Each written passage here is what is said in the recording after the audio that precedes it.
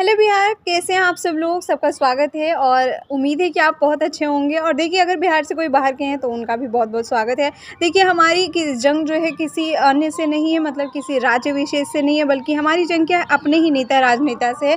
यहाँ लोग क्या करें, बिहार फर्स्ट बिहारी फर्स्ट करके बिहार वाले वासी को क्या है, नाले में गुदाने का काम कर रहे हैं। जैसे कि आपको तो मालूम ही है कि डोमिसाइल नीति यहाँ पे बीपीएससी टीआरई की जो एग्जामिनेशन पहली बार जब ये हो रही थी ना, 6-7 दिन तक जब फॉर्म वगैरह भरा ही रहा था, तो वहाँ पे क्या हो गया कि नहीं, डोमिसाइल तो लागू है।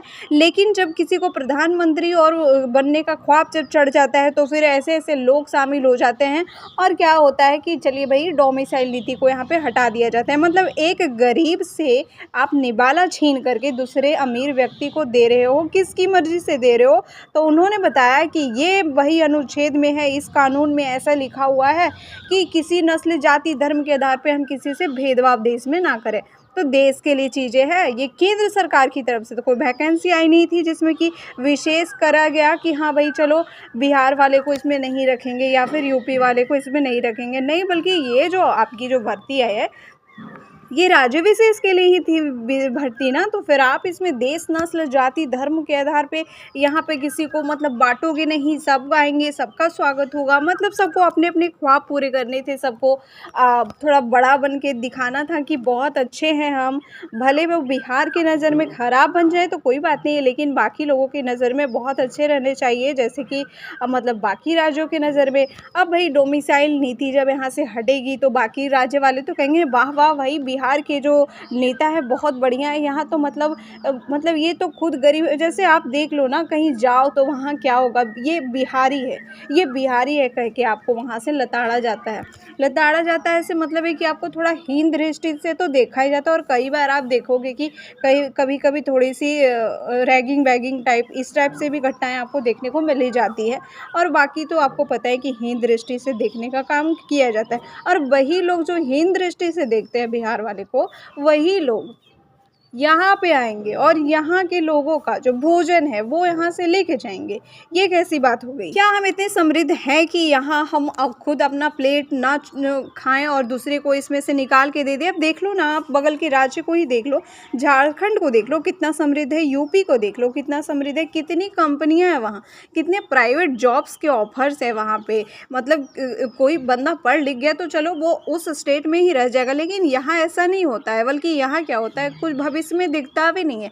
जो है बस कुछ कॉम्पिटिटिव एग्जामिनेशन दिखती है, कुछ सरकारी नौकरियां दिखती है जो भी बहुत बहुत दिनों पे आती है। और चलो ये भाग्य सौभाग्य से ये जो आई, बहुत अच्छी बात हुई कि ये भाई आई। और ये जो आपका पिछला कार्यकाल था आरजेडी का, उसमें से आया और जेडीयू भी उसमें भले शामिल थी, लेकिन सारा श्रेय वो लेकर के गए क्योंकि भाई ये जो जेडीयू थी ये पहले भी तो थी, आपको थी। अभी हम पार्टियों पे विशेष चर्चा नहीं करेंगे। यहाँ हमारी चर्चा है डोमिसाइल नीति से कि जब विपक्ष में होते हैं लोग तो बड़े बड़े पोस्टर और बैनर लेके झूठा दिखावा करने को निकल जाते हैं। लेकिन जब, और बिल्कुल ये तो बिल्कुल अच्छी बात हो गई ना कि एक ही कार्यकाल में 2 बार इन्होंने जब चेंज कर लिया, तो हम ये जो बिहार वासी है ना, हम लोगों को इनका असली वाला फेस देखने को मिल गया। ऐसा तो राज्यों में मिलता नहीं है कि वो असली वाला फेस सबका देख सके। जब एक ही टर्म में 2 ऐसे बदल जाते हैं तो देखने को मिल जाता है कि अच्छा, तुम पक्ष में ऐसा बोल रहे थे और विपक्ष में ऐसा बोल रहे थे, और अब देखो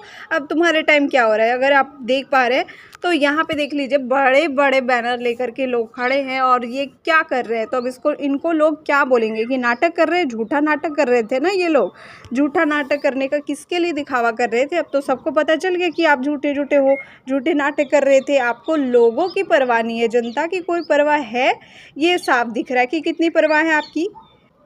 आप लोग खुद टाई बेल्ट लगाओगे, ओके, और फिर बिहार वाले को क्या है, बाहर मजदूरी करने के लिए भेजोगे। देख लो ना, दिल्ली में देख लो कितने बिहार वाले जाके वहाँ पे चले गए हैं। और क्या करें, कुछ सरकारी जॉब कर रहे हैं क्या? नहीं, प्राइवेट जॉब्स कर रहे हैं। वैसे कुछ हैं जो प्राइवेट जॉब कर रहे हैं, बाकी आपको अगर नज़दीक से जा कर के देखो, दूर से आपको लग रहा होगा कि तो बढ़िया जॉब कर रहे हैं, चलो भाई दिल्ली में रहते हैं। थोड़ा नज़दीक से जाके देखो तो पता चलेगा। और उनकी हालत तो और भी ख़राब है। जो थोड़े गरीब परिवार से बिलोंग करते हैं उनकी हालत तो और भी ख़राब है। जो कोई किसान परिवार से बिलोंग करते हैं वो यहाँ रहते तो उनकी थोड़ी, चलो वही की मजदूरी कर रहा है तो सब लोग समाज वाले ही कोस के उसको ऐसे कर देते हैं। तो चलो भाई, वो बाहर जा कर के क्या मजदूरी करने पे विवश है? एक दिन के कितने रुपए मिलते हैं मजदूरी में, मतलब इतना खून पसीना बहा रहे, मतलब ये हक बिहार वालों का क्यों नहीं है भाई? किसको राइट्स है कि कौन डिसाइड कर रहा है यहाँ पे कि किसको जॉब मिलेगी और किसको नहीं मिलेगी? इतने सालों बाद सब लोग खुश हुए कि चलो भैया क्या हो गया, इतने सालों बाद इतनी अच्छी चीज़ हुई, यहाँ पे वैकेंसी वगैरह आई है, तो अब तो बिल्कुल मामला अच्छा होगा। सबको सुनहरे दिन दिख रहे थे कि चलो भाई सुनहरे दिन दिखेंगे, लेकिन क्या कुछ होता है। और एक तो दूसरी बात जो यहाँ पे कि अंदर अंदर ही लोग जो कर रहे हैं उसका किसी को मालूम ही नहीं, अंदर अंदर का किसी को कुछ मालूम नहीं है। अगर ये पर्चा कोई वायरल नहीं करता तो इसकी सच्चाई तो कभी सामने ही नहीं आती ना, कि कभी ऐसा भी हुआ था TRE 2 में इतना कट ऑफ चला गया, तो सब लोग तो वैसे भविष्यवाणी कर रहे थे कि इतनी इतनी कट ऑफ रहेगी।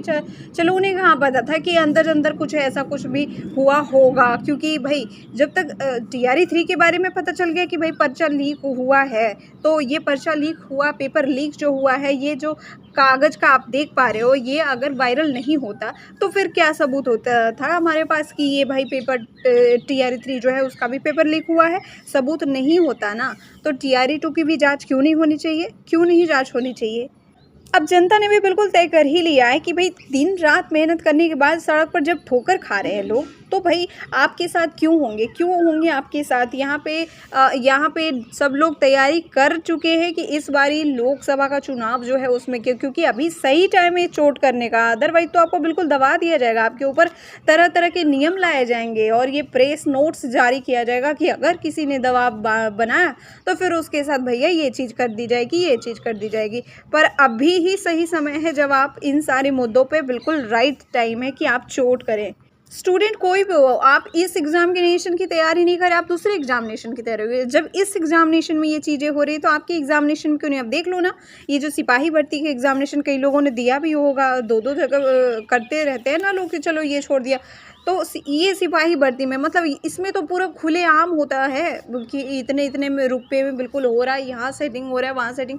आप जो भी सिपाही भर्ती का आप देख लो, अपने आस पड़ोस में हुए होंगे अगर, तो जो भी तो नहीं पर आपको दिखने को मिल ही जाएगा अपने आस पड़ोस में कि ये नालायक कभी पढ़ता नहीं था और भाई उसका कैसे हो गया। सब नेताओं के टाई बेल्ट के लग रहे पैसे जो है ना, ये स्टूडेंट को ठग करके ही यहाँ पे निकाला जा रहा है। सब के सब स्टूडेंट को बस ठगो, इस ऐसे करके, ऐसे यहाँ से पैसे ले लो, ऐसे करके यहाँ से पैसे ले लो, इतने में तो बस काम ही हमारा बन जाना है।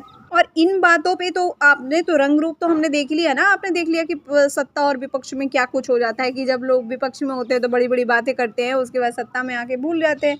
और अब देखो अब क्या सिचुएशन है कि अब चलो वो सत्ता में आ गए तो चलो कुछ नहीं कर रहे हैं, पर कोई विपक्ष से भी नहीं उठ रहा, मतलब यहाँ तो कोई नेता ही नहीं बचा है। मतलब सबके सब क्या हो गए भाई? कोई विपक्ष से भी तो कुछ आवाज़ उठाओ। एक जो आवाज़ उठी थी थोड़ी सी, तो पता नहीं वो विजय कुमार सिन्हा जी ने ऐसा क्या बोल दिया कि फिर तो कभी की कोई आवाज़ ही नहीं आई कि पेपर लीक के बारे में कहीं कोई, ना तो प्रेस कॉन्फ्रेंस हुआ, ना तो मुख्यमंत्री जी का कहीं से बयान आया। तो मुझे क्या लगता है किसी ने मुख्यमंत्री जी को बताया भी नहीं होगा, जैसे कि उनको स्कूल टाइमिंग के बारे में किसी ने बताया नहीं था कि भाई अभी आपका स्कूल जो है 10 से 4 नहीं हुआ है। अभी उनको ये स्कूल टाइमिंग के बारे में भी पता नहीं होगा। मतलब बताओ ये क्या हालत चल रही है। हमारे जो माननीय मुख्यमंत्री जी है, उन्हें पता नहीं है कि क्या राज्य में चल रहा है और जनता किस चीज़ के लिए आवाज़ उठा रही है। तो मतलब पता नहीं, उनके सहायक लोग भी नहीं उन्हें बताते हैं कि आस पड़ोस में हो क्या रहा है भाई, किस चीज़ के लिए जनता आवाज़ उठा रही है। पूरी की पूरी यहाँ पे वोटिंग सिस्टम ही फेल हो गई है। मतलब कि आप किसे वोट कर रहे हो, ये तो इधर से उधर जा रहे हैं, वो तो उधर से उधर जा रहे हैं। मतलब आप जिसके लिए वोट करते हो फिर वो स्टेबल नहीं रह पाते हैं। इस चीज़ को बिल्कुल बिल्कुल बिहार में रोकना होगा, क्योंकि ये जो है ना डेवलपमेंट के लिए बहुत बड़ा वादा है। अगर आप देख लो कि केंद्र से अगर कुछ दिया भी जा रहा होगा, अगर मतलब अगर दिया जा रहा है, तो जब सत्ता और विपक्ष ऐसे करके जब पलटी मारते रहेंगे तो जो विपक्ष वाला होगा ना, वो उस चीज़ को रोक देगा, काम को रोक देगा, ताकि उसकी वाहवाही ना हो, केंद्र की यानी कि वाहवाही ना हो, या फिर जो भी हो। मतलब ऐसे मामले चलते आते हैं, तो इस चीज़ को रोकना बहुत ज़रूरी है। और डोमिसाइल की जो नीति है उसको लागू करना है, क्योंकि एग्जामिनेशन के बीच में जब रूल हो सकते, एग्जामिनेशन देने के बाद जब रूल हो सकते हैं चेंज, तो चलो अभी तो पेपर लीक हो गया है ना, पेपर लीक हो गया तो अभी एग्जामिनेशन वो कैंसिल ही हो गई है, तो फिर अब आप लागू करो। क्यों नहीं अब आप लागू कर सकते हो? जब एग्जामिनेशन के बाद रूल चेंज हो सकते हैं कि हाँ भाई आपका लैंग्वेज क्वालिफिकेशन 0 हो गया, तो अभी चेंज करने में क्या दिक्कत हो रही है? अभी चेंज कर दो, जनता लोगों की तो मांग है। तो फिर अगर आप ऐसा नहीं करते हो भाई, तो फिर आप बोलो जो आप यहाँ नौकरी लेकर आए, नकली फर्जी जो है अपना वोटर लिस्ट वगैरह बनाएंगे, और क्या, फिर वही आप लोगों को वोट करेंगे। देखिए, अभिभावक हो या छात्र, सबको एकजुट होने की बिल्कुल ज़रूरत है इस टाइम। और ऐसे ही हम आगे भी इसको जारी रखेंगे। तब तक के लिए प्लीज़ लाइक और सब्सक्राइब कर दें। Thanks for watching. मिलते हैं नए वीडियो में नए अपडेट के साथ और नई क्रांति के साथ।